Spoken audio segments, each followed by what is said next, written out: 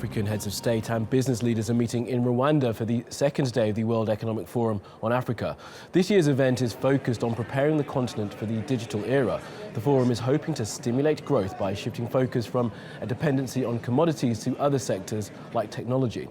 A spokesman for the WEF says digital technology, especially through mobile phones, is already encouraging development. Well, TRT was Alican Ayanlar joins us now live from Kigali. Alican.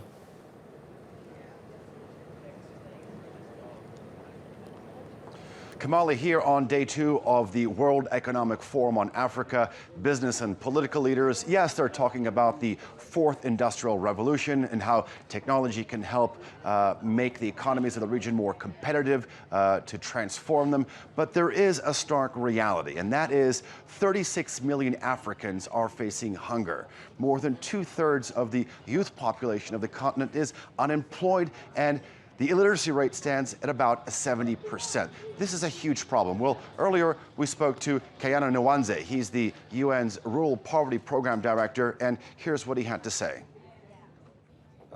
I just came out of a session, IGWEL, informal gathering of world economic leaders, where we talked about innovation. And the message was very clear. It's not just innovation for the sake of innovation. It's what it can do to create jobs, to feed people. The statistics that you just quoted, there's a reality, because Africa, in essence, is the lowest in terms of progress, making progress in terms of achieving the so-called MDGs that have been replaced by the SDGs. And the issues are very, very clear. Poor investment in agriculture, lack of investment in infrastructure, agricultural systems are performing at very low levels of productivity. So it's a question of really, and when you look at places like, for example, Rwanda, where things seem to be working, why is it working? Leadership.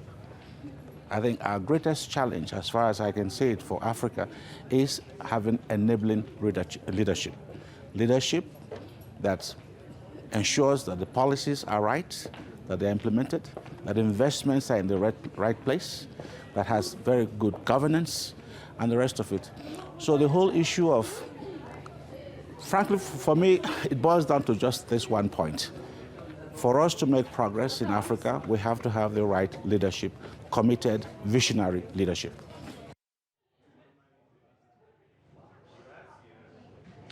Well, besides good leadership, Mr. Nwanze went on to say that agriculture was very important in terms of alleviating the poverty on the continent. More than 400 million people in sub-Saharan Africa, that's 65% of the population's income solely depends on agriculture and related events. So a lot of hope riding on agriculture in terms of alleviating the poverty. Kamali? Absolutely. Well, Alican for us in Kigali, thank you.